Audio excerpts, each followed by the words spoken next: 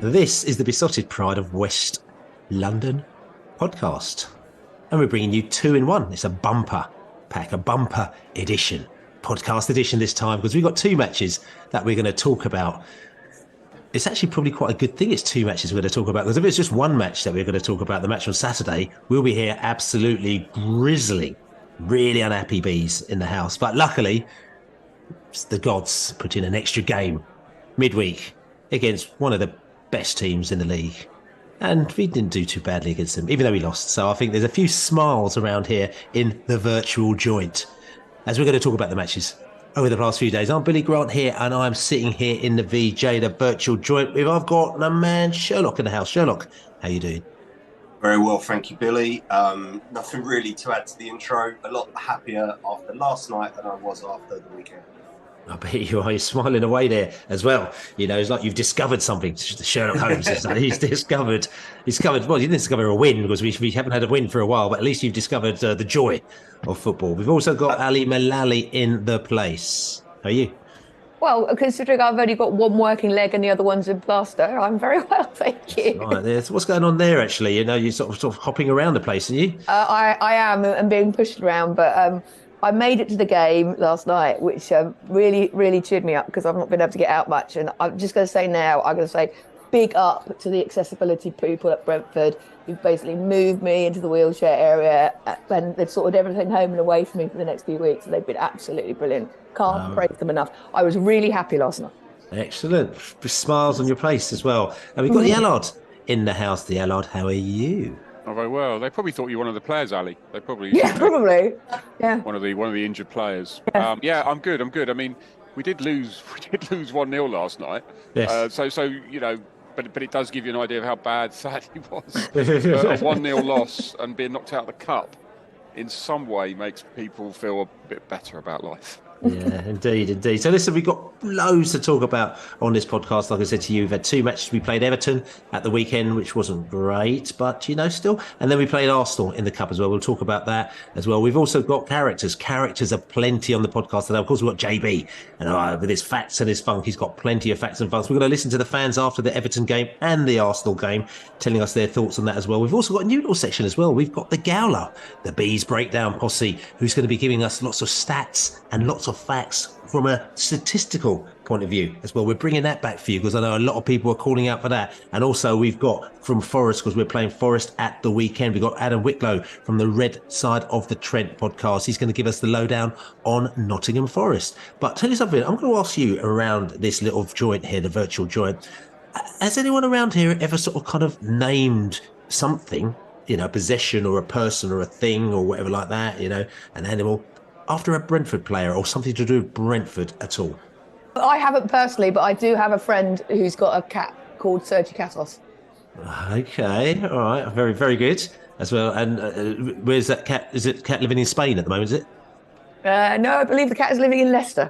Okay, and Leicester as well. And Leicester. That's right. Anybody else? I mean, okay, may not be Brentford, but anything related, you know, things that have been the Sherlock. Have you had anything that you decided to name? I named a cat after my favourite movie. I called him Ferris Mueller. He had many days off. I bet he did as well. The Allard, I don't suppose you've been naming anything after, you know, paint or stuff like that at all. Yeah. No paint colours. No. Hex nothing codes. for me. No, nothing. No, I don't. Have I ever done it? You sort of, you know, you threw this at us about, I don't know, 30 seconds ago. And 30 seconds ago, and I've had technical problems trying to set everything up. So I'm sort of like, you know, yeah, I'll come back to you with that one. Yeah, okay. And for myself, nothing Brentford related as such. You know, obviously, I mean, I had the Beamermobile, but I'm sure lots of people have Beamermobiles in their car, like, you know what I'm saying. But my mates, everyone, when I used to work, they say, but it's Billy in the Beamermobile, like, you know what I'm saying. So I think it's because I used to have a license plate 51BEE as well. So, like, you know, so you had the Beamermobile. But what I would say is that the Allard. Oh, you've got. I've just remembered friends of mine. I think I got this right, but their son's called Rowan, and I'm sure it's when Rowan Vine was played on loan for us.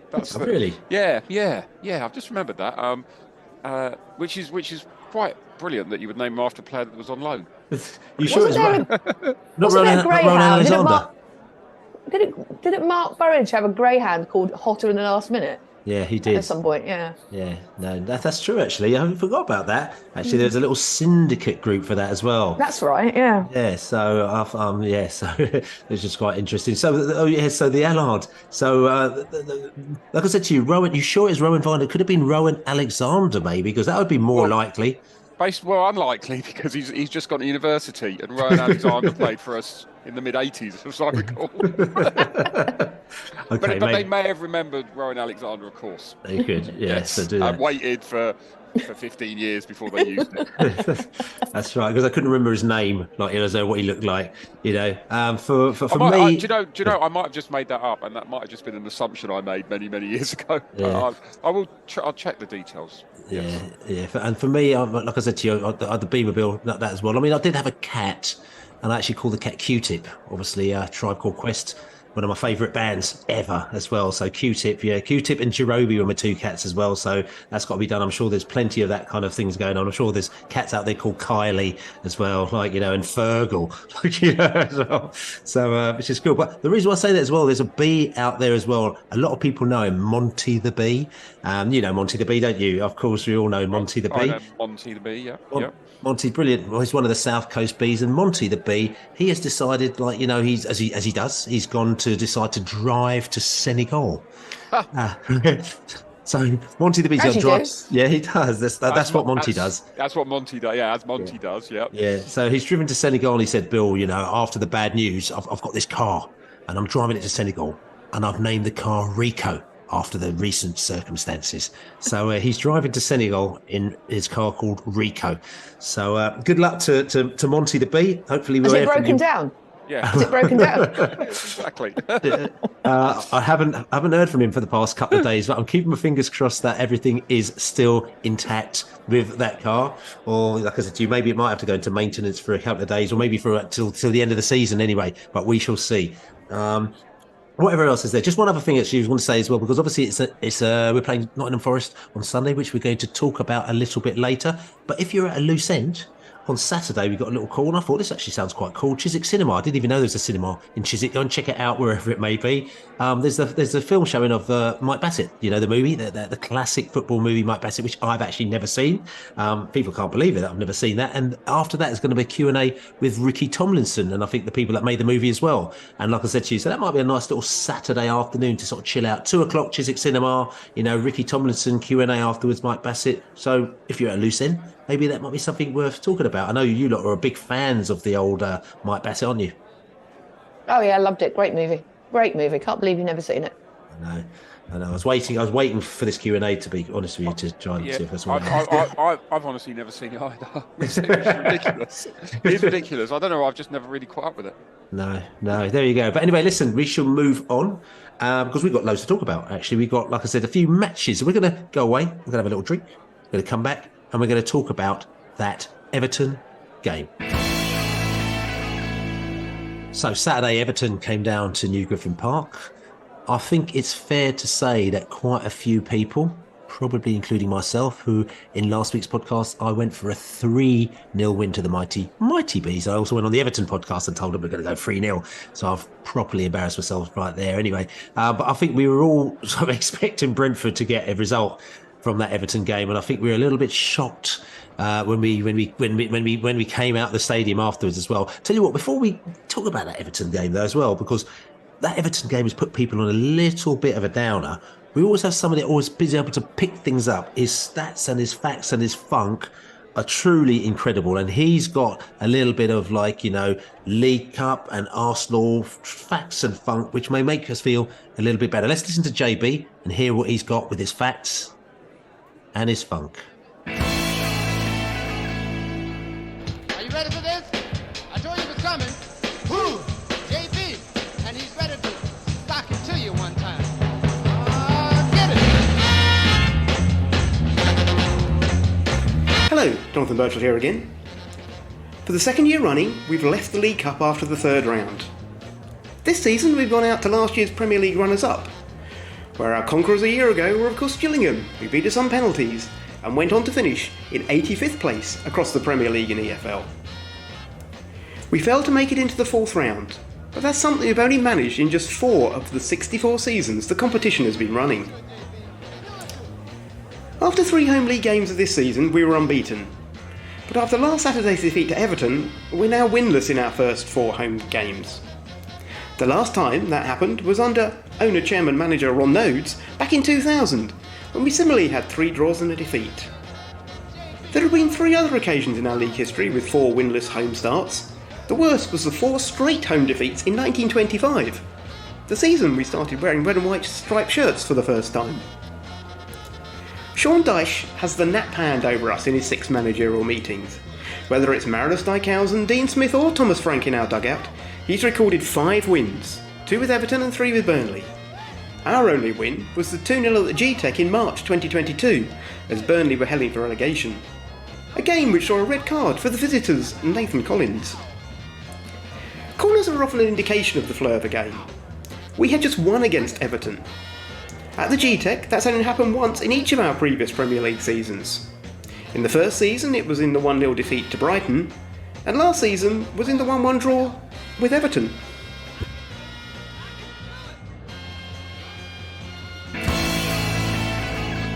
So there you go, JB, facts and funk and winless starts to the season.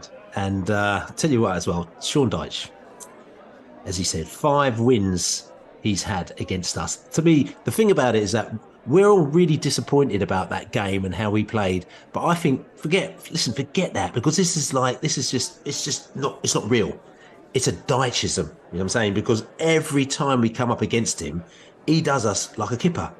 He's beaten us 5 times, we've only beaten him once, you know what I'm saying? And you have to look back to, let's just look back to that time when it took us about 74 years to try and get up to Burnley a couple of years ago, by train, bus, it was cold, wet, horrible, nasty day. And we went up there, they hadn't won a game all season, and we were sitting there, rubbing our hands thinking, yeah, we're going to get 3 points away from home. Great away day it's going to be. And they literally wiped the floor of us. Literally, in that first half, they absolutely wiped the floor of us. And it's almost like a little bit kind of what happened against us this time. Again, he's just done it again. And maybe Dyche has just got this kind of book, this one book, and he just pulls it out every time. It's his Brentford book. And he goes, this is how to beat them. And he just opens it up, and it's like 3 pages of writing. And he just deals us up every time. What do you reckon, Allard? Yeah, it does seem like that, doesn't it? I mean, I was sort of thinking that I thought, did we not beat them? Did they? We beat them once. They beat us, yeah. We've beaten us once. I mean, I heard it, yeah. And I was thinking it's not that bad, but it is that bad, I guess. Because I know that JB doesn't just make it all up, even though sometimes I think he does. But he seems to have something on us, and like yourself, I bravely predicted that we would win 2-0. I did think Beto might have been a bit of a handful, and I think he's the player that will sort of, albeit that he's maybe not a great finisher, but he's the player that I think is just going to make things work for Dyche. He didn't have one of those.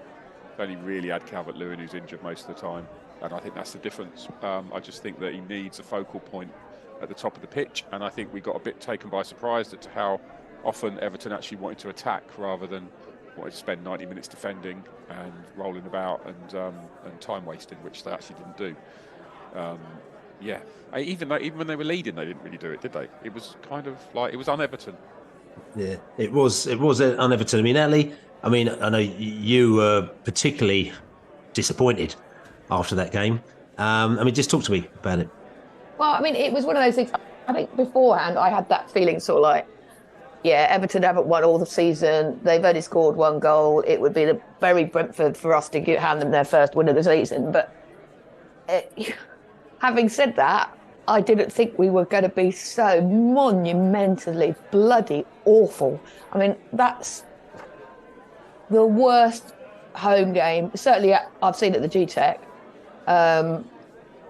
Worst game in a long time, possibly Burnley away a few seasons ago. I think it's worse than Villa away last season, because although Villa were out of sight within 10 minutes, we did at least come back and sort of like start playing a bit. We never got going, apart from 5 minutes after we scored, and we thought, oh, here we go, we're going to get into it, we're going to start playing now. And then we came out second half and we were monumentally awful again. We couldn't pass the ball, we kept putting it into touch, we couldn't defend. I mean, there was nothing apart from Jensen's goal nothing good about you could say about that game. Like, nobody had a good game. Pretty much everybody on the pitch had poor games. Some couple of players had absolute shockers.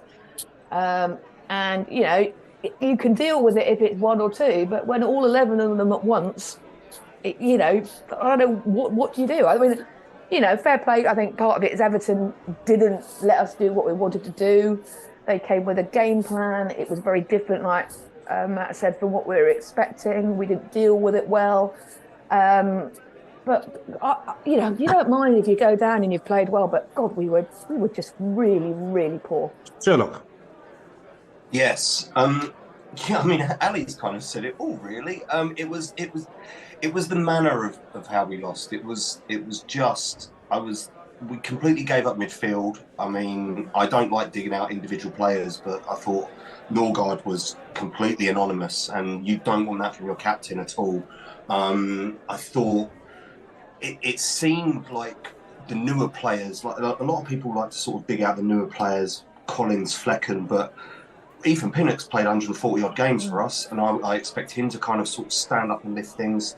Faded completely. Beto bullied him quite a lot. We seemed completely unprepared for Sharda getting injured in the warm-up, which was a little bit worrying, and we seemed completely unprepared that they bring in James Garner, because he just seemed to sort of boss the whole middle of the field. It was really disappointing, and I'd have it up there with Burnley away or Southampton away 2 seasons ago. That's probably the worst I've seen.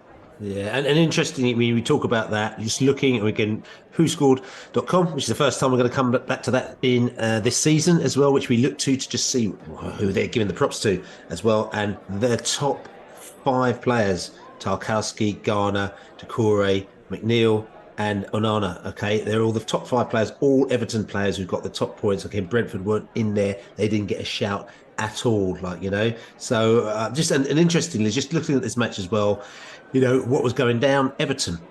Let's just see what they did. They created a high number of chances relative to their possession. They were effective at creating goal-scoring opportunities from through balls. They were effective at creating goal-scoring opportunities from set pieces, and they were strong at finishing. They had no significant weaknesses. Interestingly, they attacked down their left side, which is basically, going down, like I said, down our right side as well. Mads Roslev side, they attacked through the middle, and they had a high shot frequency when they were in possession. For us, we stole the ball from them a lot, and we created goal-scoring opportunities through individual skill, which we were good at. We also effective at creating goal-scoring opportunities from set pieces, but we were caught offside loads, and we committed a high number of individual errors, and we know about that as well. So it just goes to show you the difference in their game. Everton were on it. Big time they're on it. Whether or not they'll be able to do that every single week, we don't know. But that was that was frustrating. Now, the question I'm going to ask is, because I did the post-match podcast and we're going to listen to fans in a little bit to hear what they said about that. But there was a lot of fear and worry after that game. People were talking about relegation. There were even people who booed inside the stadium, which a lot of people said, listen, that's a no-no. Other people said, I pay my money. I could do what I want to. Do you think that it was not unnecessary, but do you think that there was at the stage where people they kind of went a little bit early on not the disrespect, but on sort of persecuting Brentford for what they'd been going through and having a couple of bad results and maybe only having one win this season? Or do you think it's totally justified, the Allard? I think the reaction is as much to do with the injuries as it is with that performance. I think in terms of people getting panicky and worrying, because Sharda getting injured just before kick-off, Rico's injury last week, to one absolutely key player, and a second that we thought would probably be a key player. I think that's what the reaction is about. I don't think it was solely about the Everton game. I think it was that, I think if the injuries don't happen and we play shit against Everton, everyone goes, oh, well, all right, we'll get this out of our system against Arsenal, against Forest or whatever. But I think the problem is that people are starting to actually look at who's still fit and available and then go, right, how do we fit them into a team, and how strong is that team, and then how strong is the bench? And I think that's where most of the worry is coming from. Yeah, and talk about Sharda as well, and he's got a adductor injury. He's going to have surgery on it, so he's going to be out for months, said Thomas Frank. He obviously hasn't given the amount of months, you don't know. So is this going to be I mean, I don't know anything about adductor injuries. Is it going to be 3 months, 2 months? Are we talking about 6 months? Does anyone know? I've got an idea of what that may be. It can be 6 weeks to 3 months. Okay. So he should be. When we say months, we're probably saying I would think we may see him after Christmas. So he's going to be back with on Tony, yeah. Well, who knows? Well, hopefully, yeah, it'd be nice, wouldn't it? Yeah. So talking about, I mean, again, Sherlock, were you? I don't know. How are you feeling after that game? Because obviously, like I said to you, a lot of people were really despondent. But for me, I just come back from holiday, so I was just happy to be there. To be honest with you, so I was still probably beaming and smiling after the match. But there's a lot of people that were like, really quite not happy at all. Were you one of them?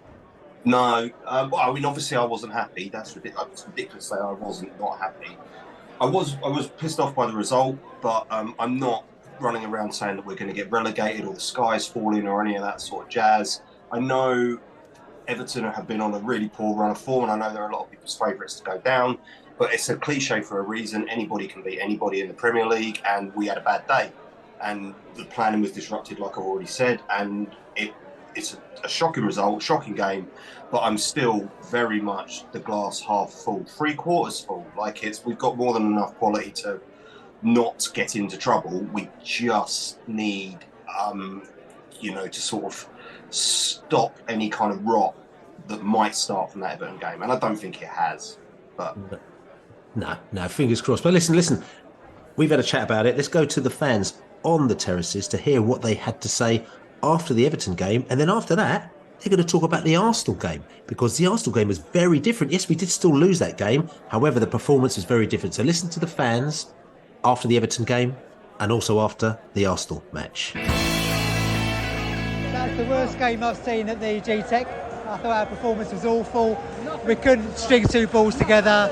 Every second ball fell to them. They wanted it more than we did. We just looked so haphazard all over the pitch. There were some really poor performances as well. I don't want to name players, so I won't.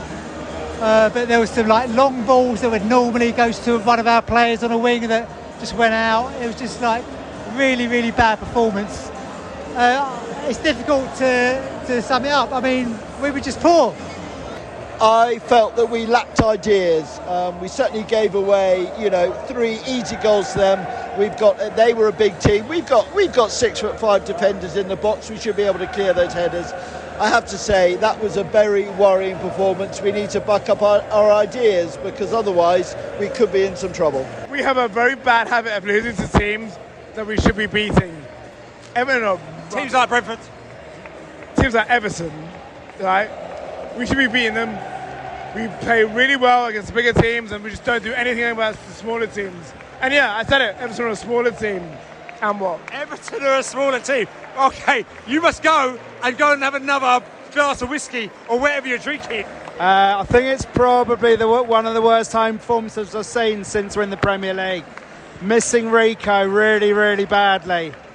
Can't really think of anyone who had a decent game today, so it's just one of those days, but we got to pick up and regroup, because that was quite worrying. 3-1 does us a favour. We weren't even in the game at all. Down the left side just shows what a miss Rico is. Rico and Sade, how they blend together. And we've got Hickey and KLP sharing the same blade of grass. Wissa had absolutely no... People are going to be knocking Wissa for his performance today. He had absolutely no feed at all. He could do nothing. Collins, wow. I've got no words for Collins' performance today. He was pinging passes that were going nowhere. He was caught on his back foot for the 3rd goal, I think it was. He was losing the ball in possession.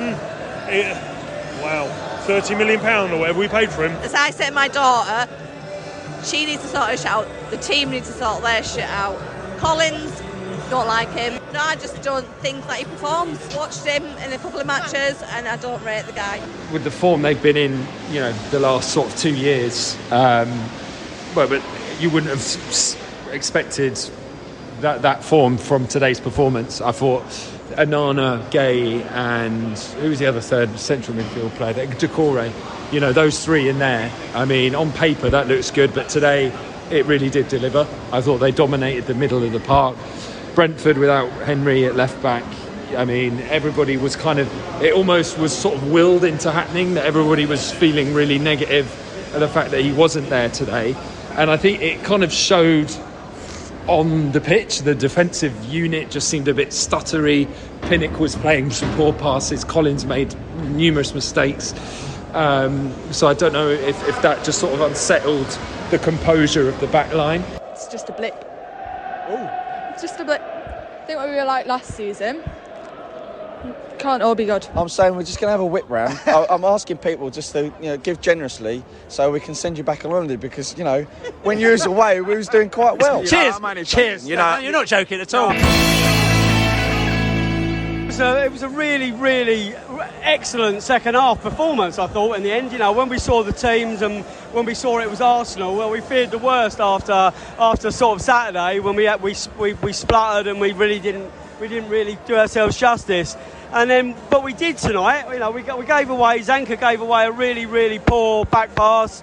Fleckham really didn't get a chance. So a goal down really early on, but we got through to half time.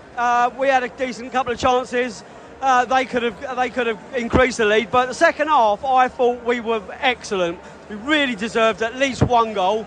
And in the end, when all the substitutes come in on the end, it was like, literally the Battle of the Alamo. We literally chucked everything at them.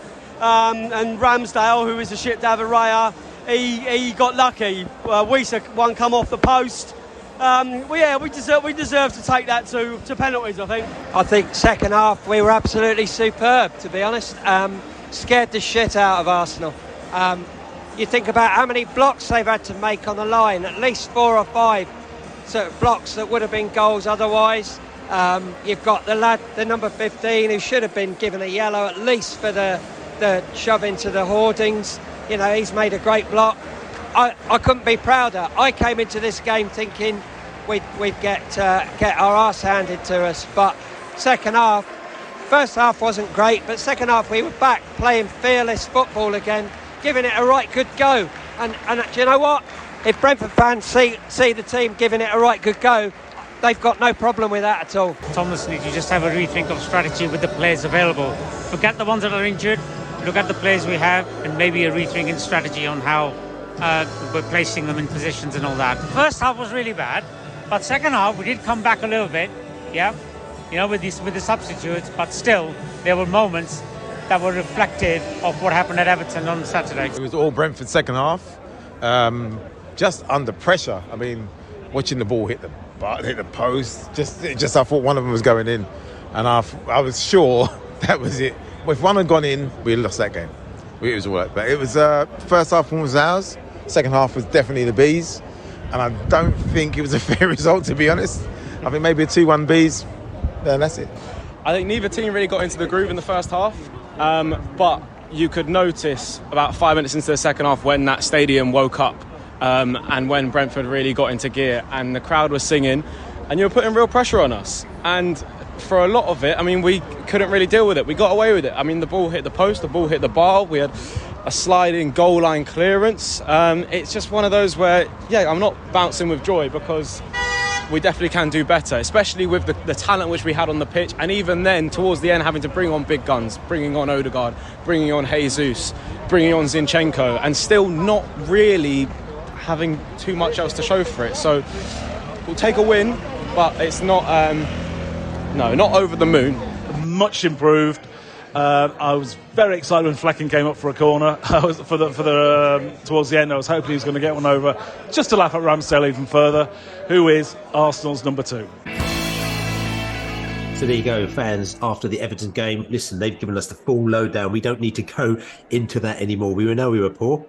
But then the Arsenal game, we played Arsenal in the League Cup on the Wednesday night as well. It was actually quite lively. It was surprisingly lively, actually, in the New Griffin Park as well. I was actually quite surprised about that. I was quite pleased about that, because normally when we've had the cup games, we've normally had, we played teams from the lower leagues as well, and not disrespecting them, but it's almost been a little bit sort of kind of difficult to get the atmosphere up going. You've got a lot of people, transient people, who don't necessarily come all the time to the game, so you've got a lot of shifting different people in different seats, so the atmosphere hasn't necessarily been the same for when we played Gillingham or Forest Green Rovers or whoever it may be. So that's our sort of experience of having cup games or League Cup games at Brentford. All of a sudden, Arsenal come down, and it was lively because we were up for it, especially backs up against the wall, old school Brentford.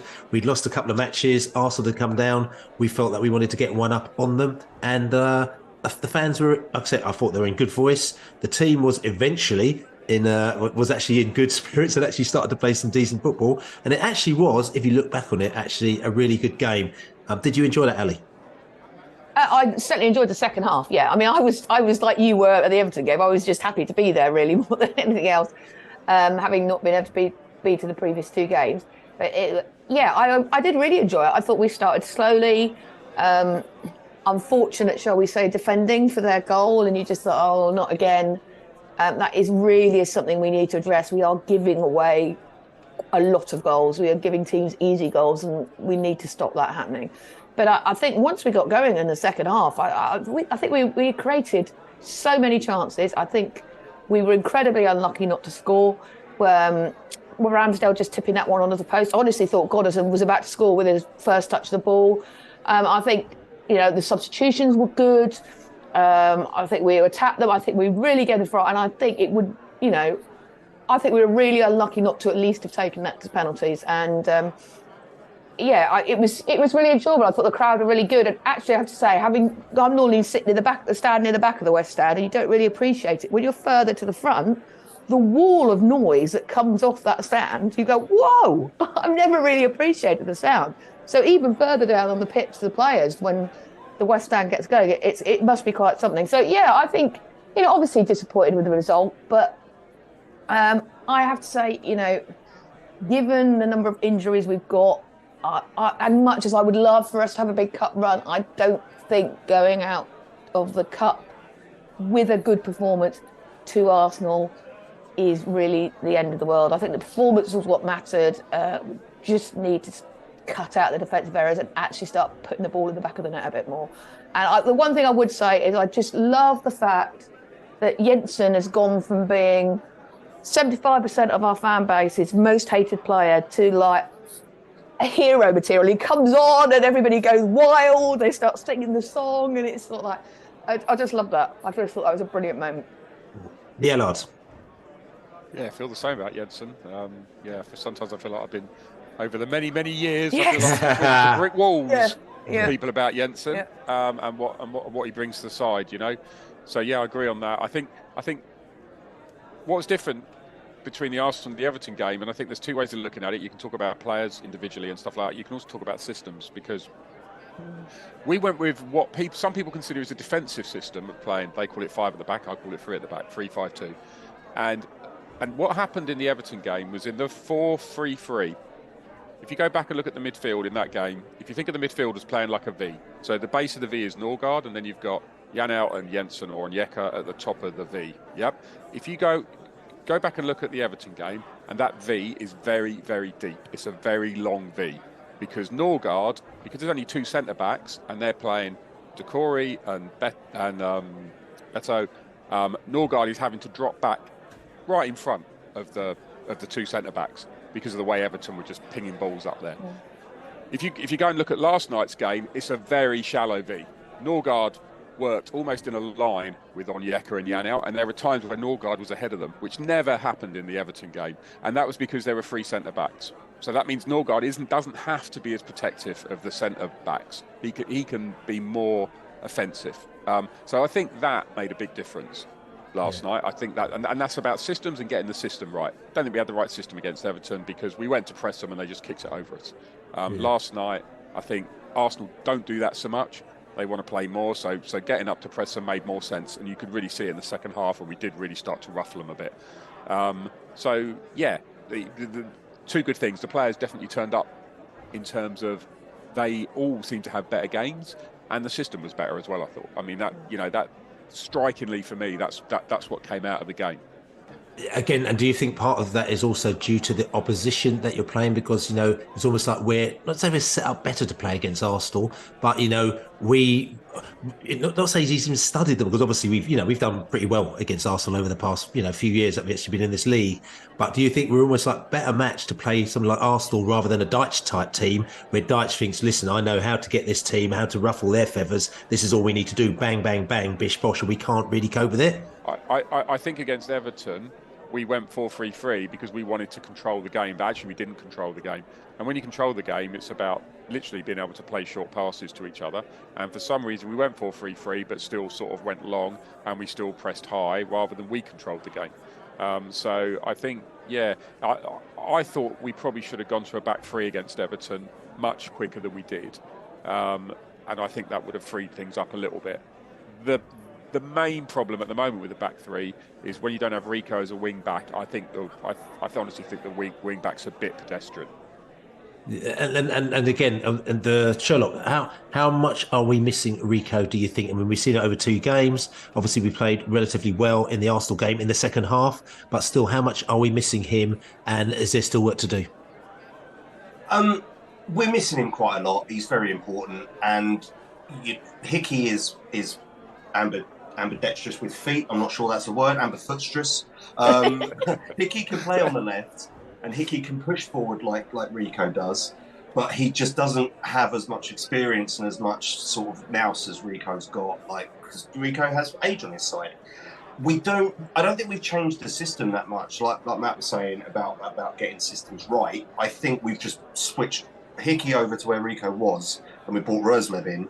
We don't push them both forward. One tends to go forward and the other one will sit back. So the system is there, but Hickey just has got a bit of a steep learning curve over the next season.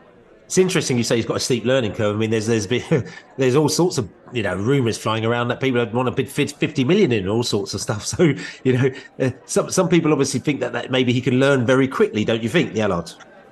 I mean, he's learning quickly. I think the main difference between him and Rico is that Rico goes wide and will go down the wing, and he's very left-footed.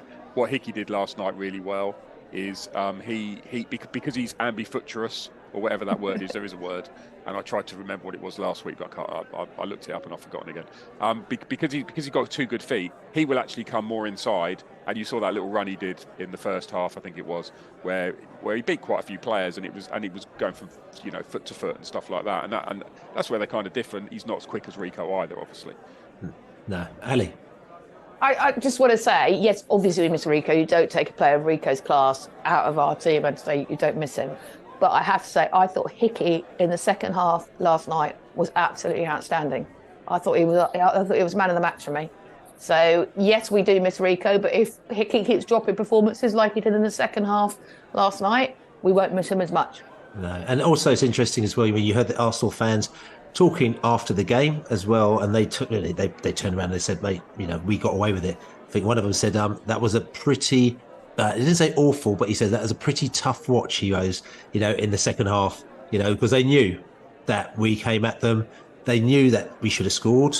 We didn't score, and sometimes that's just what happens. But, they turned around and said that, to be honest, it should have been 2-1 to Brentford. But it wasn't 2-1 to Brentford because we didn't score the goals. But for me, that is a positive thing because, there is always a little bit of a fear.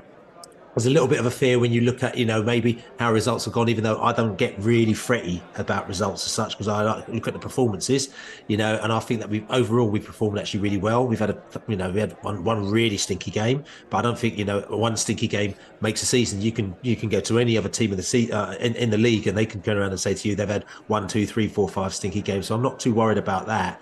But I think it's probably the combination between having a stinky game, having players that are out, looking at players that are coming back, looking at players that may have stepped in who don't quite step up to the mark at the time. So there's all of those little combinations that makes you a little bit nervous. But then you go and play Arsenal and you play them off the park in the second half and you sort of think, actually, things aren't too bad. Isn't it, Ali? No, I think actually things are not too bad. I think it's going to be harder, certainly until January, than we thought it was going to be, but I think we'll be all right. I think there's enough there. I think we saw enough last night to make us feel a bit more positive about things. I'm just going to say I found out what the word is for a person who can use their left foot or right foot equally well, and it's ambipedal. Ambipedal. Ambipedal. So it sounds like Andy Beadle. It sounds like, I'm saying, or Jeremy Beadle. I've never heard of him, But anyway, listen. So, so what we've talked about this a lot, but what we need to do is that we need to just nail it down. We got the man who's been analysing the games. We got the Gowler. He's actually going to give us some statistical breakdown, not only of the Everton game, but he's looking forward to the weekend, and he's going to give us a little look at Nottingham Forest. All right, this is Jacob Gowler with Beast Breakdown. Just going to do a quick Everton review and then a little bit of a look ahead to Nottingham Forest at the weekend.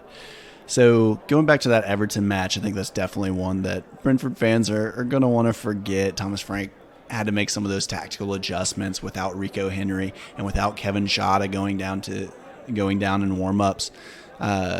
So Hickey stayed a lot further back than we've seen Rico kind of get forward and be that focal point of Brentford's attack in the past. And instead of that, we saw Janelt move into that advanced position in that left half space, which really it didn't provide too much going forward, and it just allowed Everton to counter very easily and gave Norgard and Jensen a lot of ground to cover.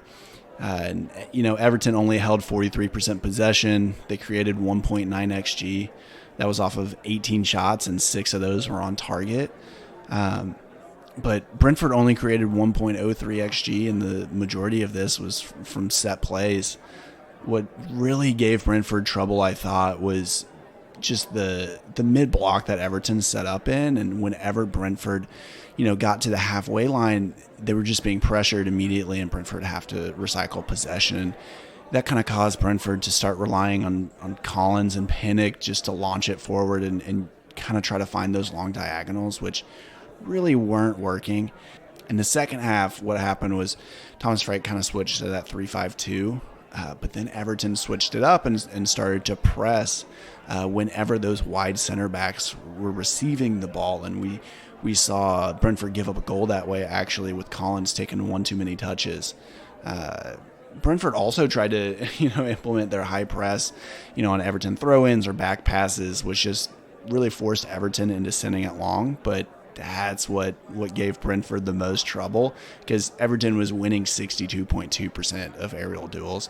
So them using Beto just as a target for flick-ons in behind, while he kind of pulled Collins out of position and just opened up that space for them to get those one-on-one situations against Flecken, which he didn't do so well in.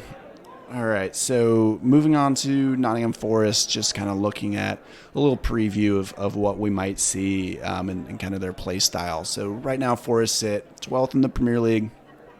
They're right above Brentford at 13. They've created 6.3 XG this season, which is 17th in the league. But part of that is probably due to them playing 4 of the big 6 clubs so far this season. So they've really had some difficult fixtures so far.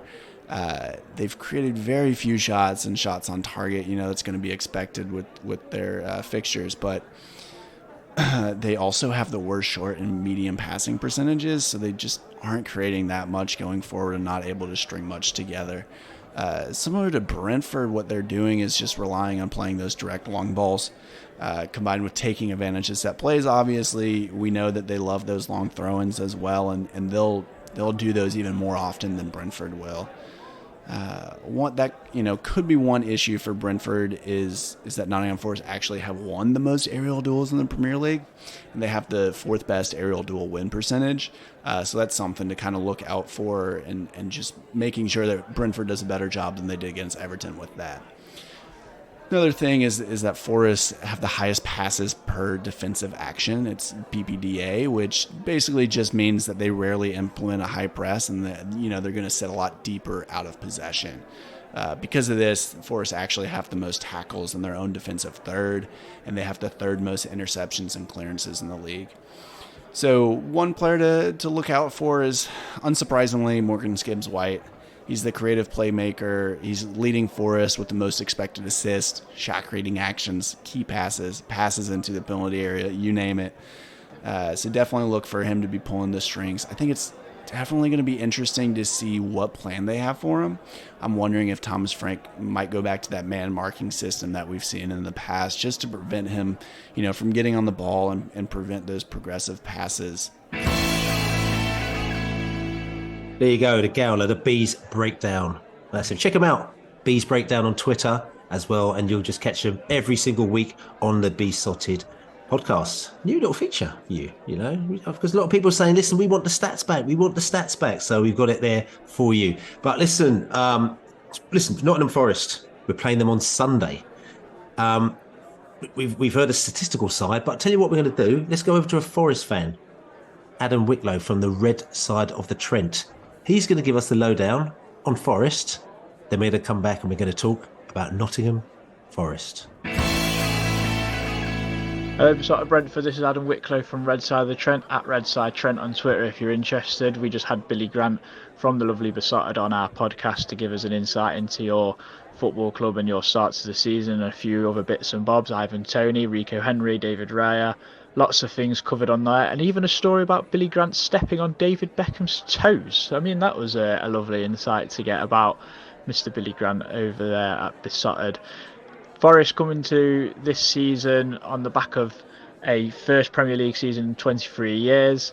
Last season was all about survival and maybe overshadowed by the fact that we signed 30 players, but we kind of made that a self-deprecating thing by the end of it and kind of gave a two fingers up to the rest of the league and the media and as such. And towards the end of the season, we finally got a system in place that got us results, beating the likes of Brighton, Southampton and Arsenal, and getting good results against Chelsea and Crystal Palace in our bid to survive last season. So, I mean, marks out of 10, you'd probably have to give it an 8, purely because of the job that Steve Cooper did with so many players. I mean, yes, you can say, Forest chucked loads of money at it, but the thing is, we had to, because of all the loan signings we made. I think this is something where I actually quite admire Brentford over the years. Since I first saw them come up into the Championship, they've always bought players. They've very, very reluctantly ever loaned anyone,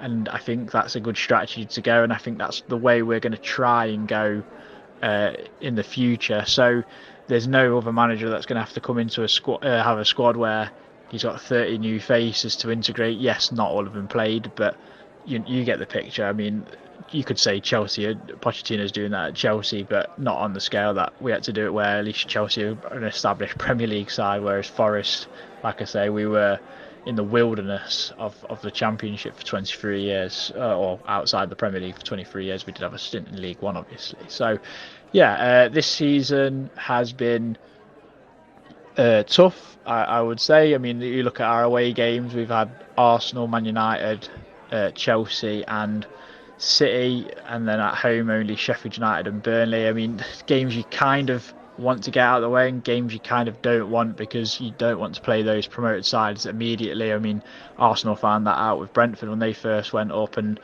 got beat 2-0, I believe it was, at Griffin Park, before you moved into the new Griffin Park, or the G-Tech. I mean, I think you prefer the new Griffin Park than the G-Tech personally. But yeah, so it's been a tough start. I think if you said to Forest fans you'll get 7 points out of those first 6 games, they'd have snapped your hand off for it.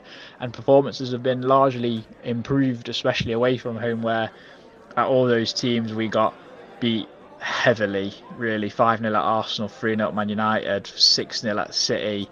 Chelsea, we actually drew. We actually improved on that result this season by beating them 1-0, but I think a lot of teams are going to go to the bridge and beat them, to be honest, and probably vice versa. They are a team that is so dysfunctional, in my honest opinion. They just look so out of it.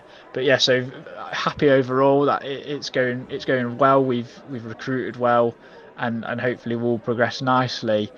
Cooper, he's been brilliant. I think it's a case of, will he progress with us or will we progress without him? That's going to be the case, I think, this season. He's been backed yet again by the board with signings and with money. Yes, we saw Brennan Johnson, but then we've improved everywhere else. So yeah, I'm happy with Cooper. I think as the season will go on, the time will tell, because we have to get a different style of football when we play against teams that are going to be in and around us, I think, and try and look to dominate. I mean, you don't sign £30 million central midfielders and still play low block football. It can't happen that way. And players like Callum Hudson-Odoi and Alanga and Gibbs White, you kind of want to get on the ball a lot more so we can hurt teams. So yeah, time will tell. I'm still happy with Cooper. He's a man that wears his heart on his sleeve. So I'm relatively happy that he's still our manager, and I'd like him to progress with us, but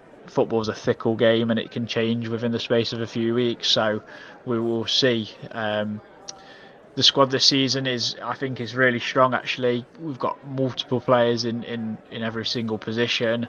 I think addressing the goalkeeping issue, I mean, we left it late by getting Matt Turner in like maybe 2 days before the Arsenal game, but actually it's worked out in a stroke of genius, because as I say this, Crystal Palace played the other night and Dean Anderson went off within 15 minutes, and Forest wanted to do a loan with an obligation to buy after 30 appearances, whereas Man United only wanted 3 appearances, I believe it was, and lo and behold, I think he's a different injury this time, but you get the picture. It's kind of well done, Forest, a pat on the back for doing your due diligence and kind of knowing what the situation is. So yeah, I'm excited.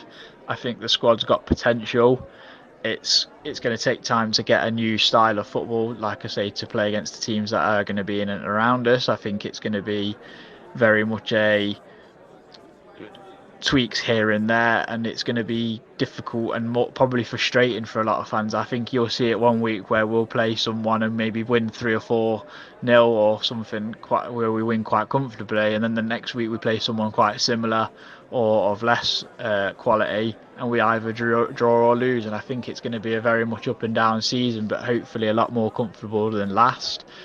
Players that excite me this season, I think you can't really look past Callum Hudson-Odoi because of the potential he had before he left Chelsea. He was linked to Bayern Munich for £70 million at one point, so there's definitely a player there. It's unfortunate that he's kind of lost his way a little bit, but also thankful for that, because he's now at a club where I feel he can really develop. There's not going to be huge amounts of pressure on him to deliver. I think Forest fans will know that he's still young, 22, and know his situation, so we can kind of give him that time to get into things, get into the swing of things, get his form back, get his fitness back, and the player he could definitely be is right up there. I mean, if he gets to 80-90% of what was attracting him to Bayern Munich, then we've got one hell of a player on our hands, and it's only going to benefit us and him at the end of the day, because we either sell him for big money or he stays and we're successful together. So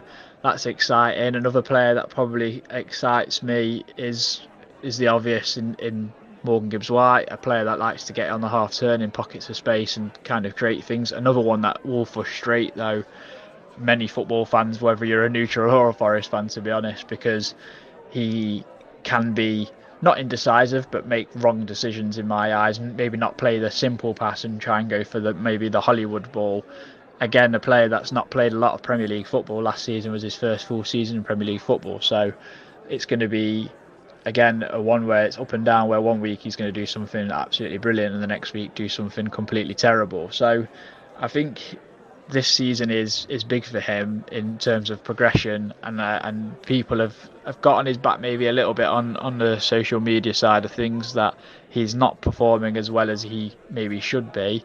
But I think that's the level of performance he showed from last season. Really, that's what it tells you, is because he could do things that were so brilliant. So I think fans will want that to progress nicely. And then last of all, you got to say our new central defensive midfielder in Ibrahim Sangare, coming from PSV, trading Champions League football for Trent side football. So I'm intrigued to see what he will bring in terms of his defensive qualities, and then what he can do with us trying to control football matches a lot more. I think that's the next step for us. It's trying to get our foothold in games, similar to how Brentford have been over the years, because they've always had that consistency of player and only adding 1 or 2 rather than a million. so yeah, I'm intrigued to see what he will bring and the qualities he can bring to the side. The games against Brentford last season, I mean, I said this to Bill on our podcast, and he obviously laughed. Is the first game was very to and fro. I mean, it was a game without Ivan Toney, so we thought we had a chance, and we went in front in that game. And then I believe Visser, just before half time, Brentford capitalised on a mistake. The ball got threaded over the top, and Visser ran onto it, and then got brought down. Whether it depends which side of the coin you're on, I guess, with that one. A lot of Forest fans and probably a lot of neutrals will say it was a soft penalty, and a lot of Brentford fans will say, well, there's contact, so he has to go down and try and get something. But for me, I think Visser was already going down. But yeah, Mbeumo slotted the penalty, and then Visser in the second half finished off a really good chance, to be honest. Dean Henderson, I believe it was, in goal, and then right at the depth we scramble in an equaliser, and I think Forest fans on that day would have felt hard done by if we didn't get anything, because I do think we was on top in that game in the first half. I think Brentford then controlled it after they equalised, and obviously then got a second, and then Forest threw the kitchen sink, rightly so, at the end and got a draw. And then the reverse fixture, I thought it was a game where Brentford kind of looked like they was on their holidays and got the flip-flops on. Forest took a lead in an away game again through Danilo, and then, God, last 10 minutes collapse, wasn't it? I mean, Ivan Toney sticking a free kick through a wall where that jumped out the way, and then Josh Da Silva putting one at the near post where I thought Keylor Navas could have done better, also might have been unsighted, so we threw that one away. So yeah, games where both of them where we could have won, and we snatched victory out the jaws of defeat, really, or jaws of victory. I don't know how you say it nowadays. You're probably laughing at this as I've just said that. What a load of faff.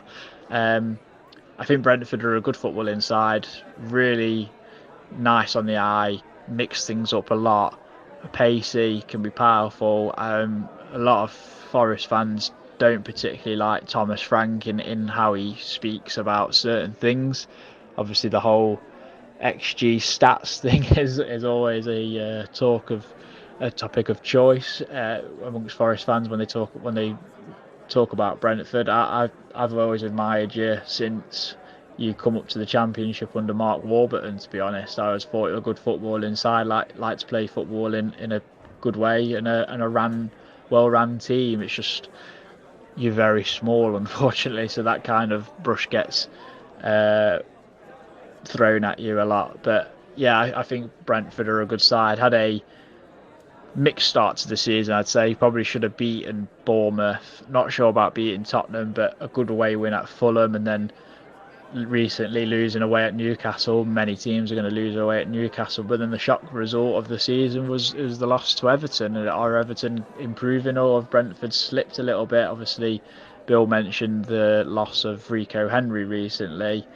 David Ray obviously going to Arsenal, and Ivan Toney being suspended, and Kevin Sharday now being injured. So I can kind of see why it's maybe thrown Brentford off a little bit, but the result last night against Arsenal, losing 1-0 with a slightly changed team for both sides, I think is encouraging.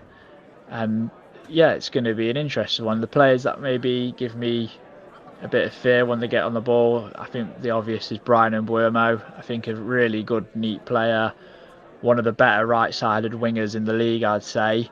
Probably maybe a little bit inconsistent in his finishing, but someone who can definitely score goals if given the opportunity, and a danger for Brentford. I like Matthias Jensen in central midfield. I think he's very under the radar player in terms of goes about his business quite well, but doesn't really get the plaudits he maybe should get. And they're the two that kind of really stick out to me as players that can hurt most teams in this division. So yeah, they're the ones who are going to get at me. I mean, if we can stop Matthias Jensen from playing, then we can stop Brentford from hurting Forest a lot more than most. So yeah, he's the one to stop for me in terms of getting something out of this game, and hopefully pushing you back as far as possible, especially without Rico Henry and Aaron Hickey having to change fullback position and Ruslev coming in at right back. So yeah, that'll be an interesting one. The game on Sunday, I expect Forest to try and get out the traps fairly quickly, try and get pressure on the ball and try and have some sort of control. So I think I can see that happening because we're at home. It's on us to really get at Brentford. Whether we would match you in midfield is another question. That's a big heavy discussion amongst the fan base actually. Whether do we go 4-2-3-1 or do we go 4-3-3 and match Brentford and try and outmuscle them in midfield and get a foothold that way. So that would be an interesting battle. I think it's going to be tight. I am going to go for a 2-1 Forest scoreline though, and hopefully we get the 3 points and can kind of continue our progression. So yeah, if you want to check out Bill's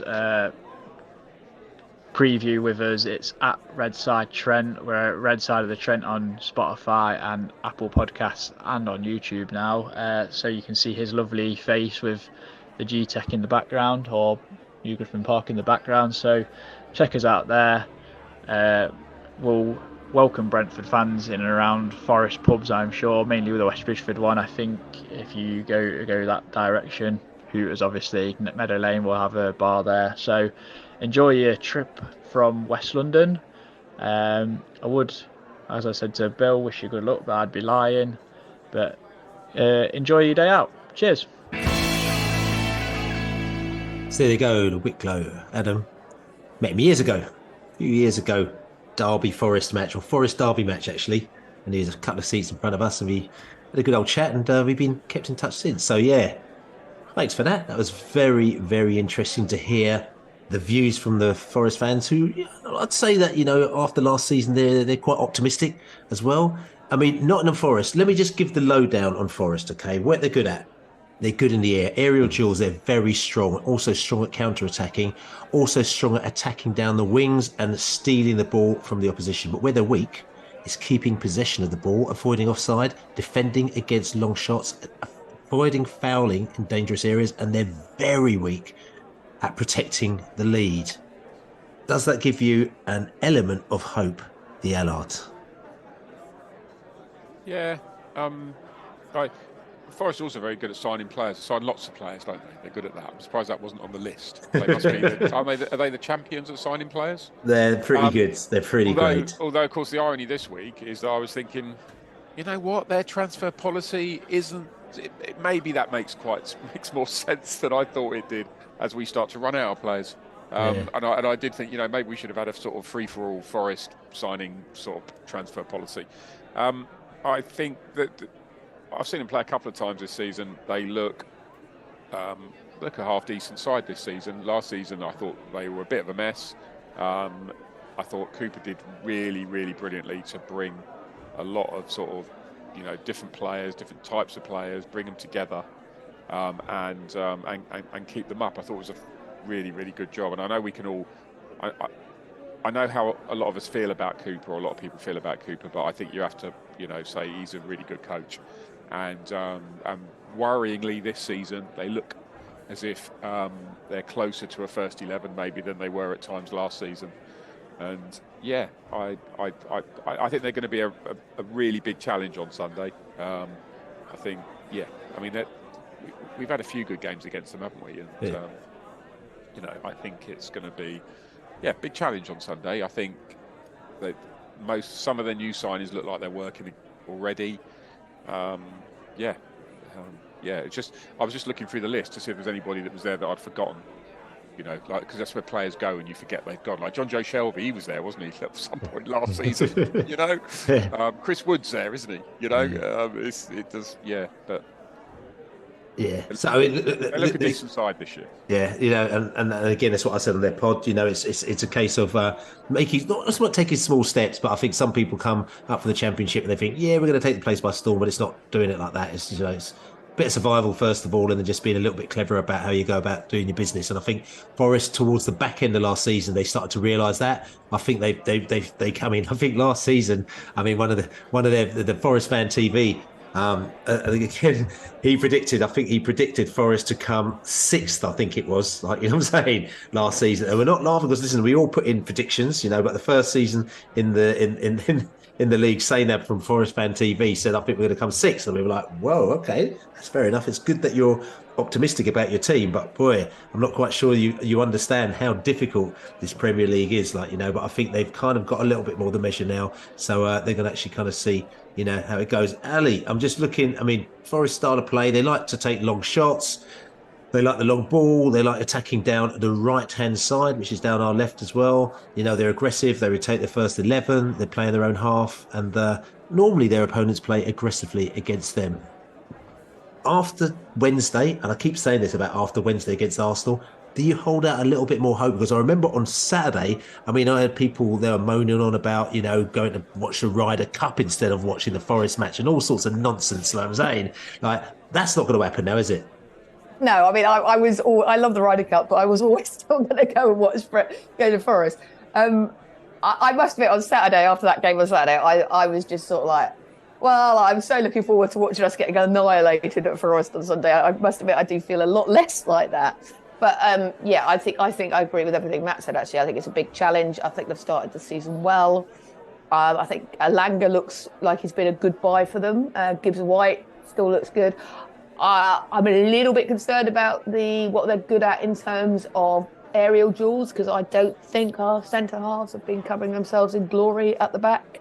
Sorry to interrupt you. Just talk about this, because we're talking about. There's quite a lot of talk about Nathan Collins. And we're not digging him out, but we're just talking about football here as well. Now, one of the things about Nathan Collins is we thought that he's going to be coming to Pontus had left, and as we know, Pontus heads a brick with his head. You know what I'm saying? So he thought, Nathan's going to come in and he's going to head 3 bricks with his head, as well. But also he's going to be able to add some aerial, height, and also kind of, bring his aerial thing to actually attacking and actually kind of, when we're actually going up front and attacking as well. So we're thinking that's going to happen, but there's been a few question marks about his ability to actually, and I would say his ability to head the ball, because he's a really nice bloke, I've met him, you know what I'm saying? But at the moment now, it is not as prominent, his aerial ability, as we thought it would be, is it?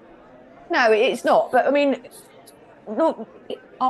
I'm not convinced that the club bought him for the same reasons that we think we bought him. I think the club bought him because we needed a centre half who was going to bring the ball out, who was a good forward passing centre half who could pass the ball well, sort of like almost in the style of a John Stones. And I think quite often with that sort of centre half, you do get the defensive errors creep in a little bit. And I think I think we bought him with the thought, okay, we've got Pinnock, we've got me, who are, are the ones who are going to be winning the aerial duels, who are the ones going to be doing the defending. You look at that block that he didn't do for their goal last night, although Zanka was more at fault for that goal. You look at that and think, that's Ben Mee, he probably almost certainly blocks that.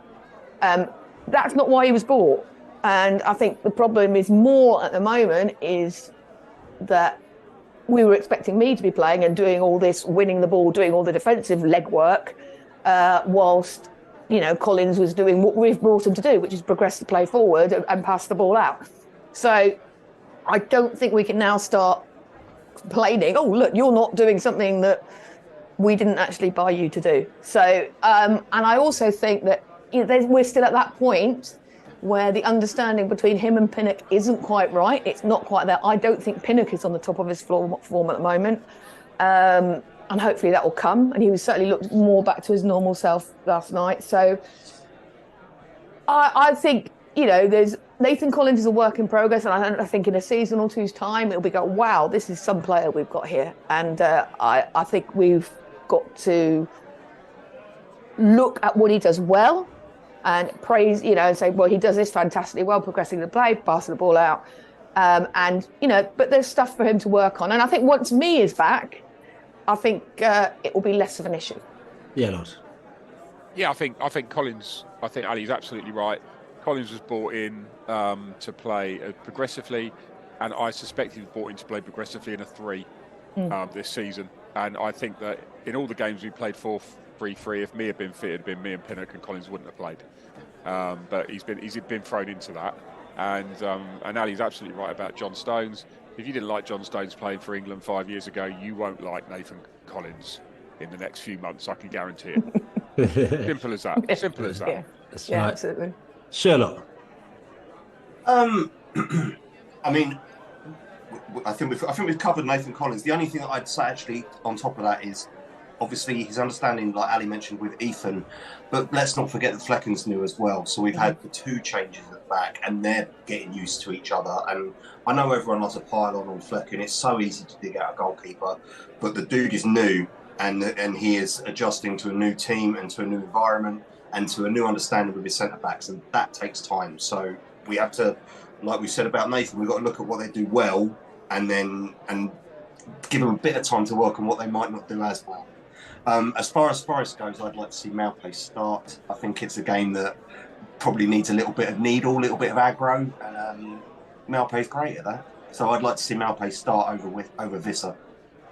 Yeah, I agree with that, actually. I think also Maupay to start because of his ability to hold the ball up top. I think he's really good with his back to goal, holding the ball up. And Visser has many strengths, but that is not one of his stronger points. And I think you start with Maupay and then you bring Visser on to score the winning goal in the 89th minute. Yeah, Allard.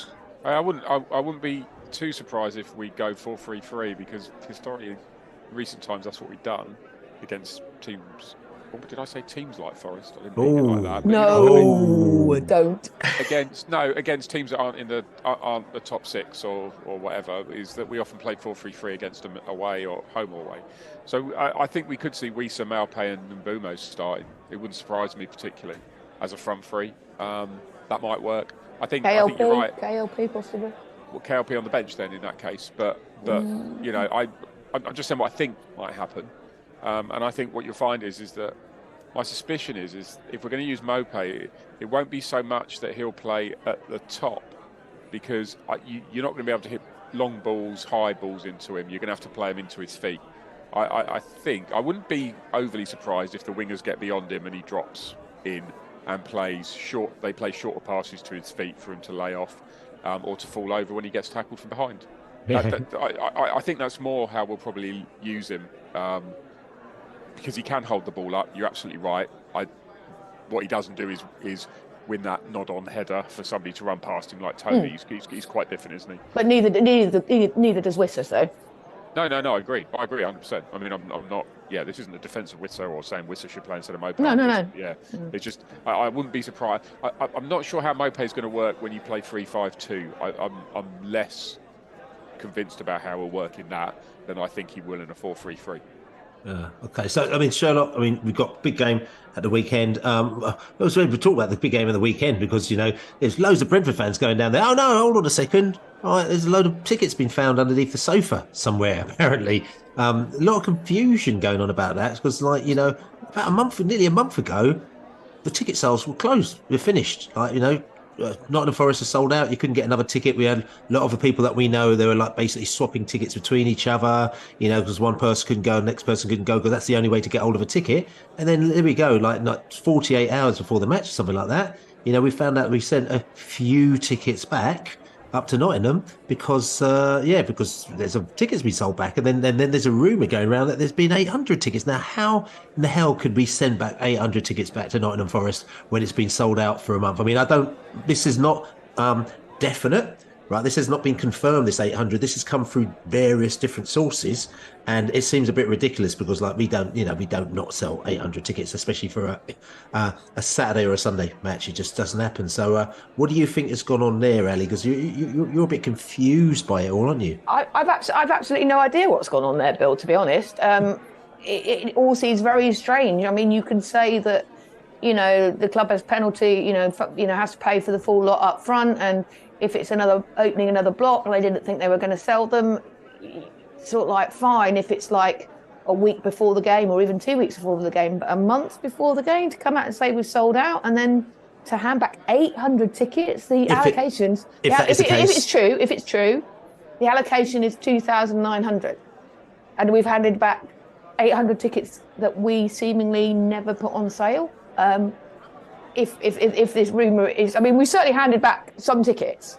Whether or not it's 800, we're not sure whether or not that figure's correct. But if that figure is correct, it does sound like there's been some, and I think there's some sort of fluff gone on there. But whether it's an IT fluff, whether it's a Ticketmaster system, possibly whether or not somebody entered the wrong number of tickets into the system. Or they found some tickets underneath the sofa. Or 5% tickets underneath the sofa. I don't know. But it does, from the outside, and with the numbers that are being bandied about, seem like a fluff. But obviously we have to reserve judgment until we actually know what, or if we ever know what the actual numbers were and what actually happened.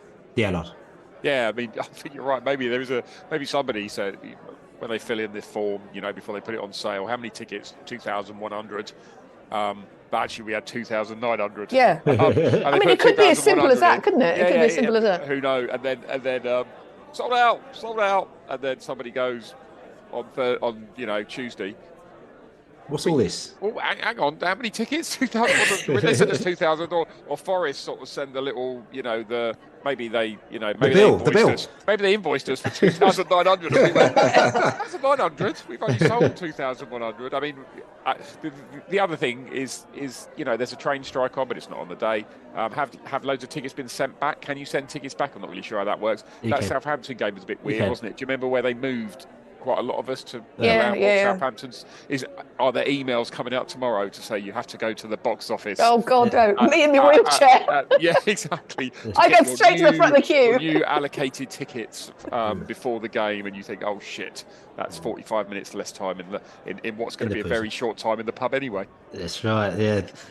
So Sherlock, listen, I'm going to say, I was asking you. Okay, so tickets, yes, have been sold. Going down to Forest. To be fair. Great ground, great city, great boozers, great atmosphere. So we're going to have it. We're going to be up against it tomorrow. The Forest fans are always potty for it. The Forwards of Garibaldi are actually doing their annual boat trip, so they're basically getting some boats from Forest to Forest, as you do. So if you could work that one out, so they're going to Nottingham Forest by boat. So and just going around the lake. I've got no. That's fun. They go round the cricket ground to come back. That's right. Yeah, so they'll be doing that. So they're going to be. I think they're going to be quite jovial tomorrow. So I think we need to be on our guard. So even if there are 800 less than there should be for us, those 800 less fans, Bees fans, need to be quite potty for it. I'm going to ask you, what are you thinking on Sunday? Give us a score prediction. They are as improved as they are, and as sort of not on our game as we are. They're only a point ahead of us, and I can go for a very tight 2-1 to us, obviously. Oh, okay. Obviously. Right. Ali Mullalley.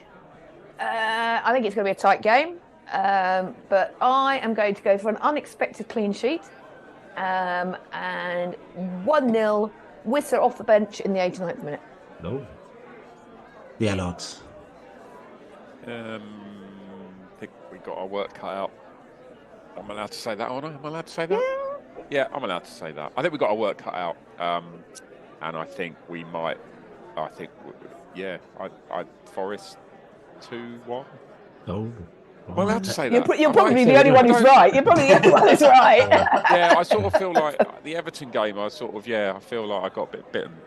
For that, because I did think that was going to be a problematic game, and then I went 2-0 Brentford, and I'm sort of thinking this is going to be another problematic game, and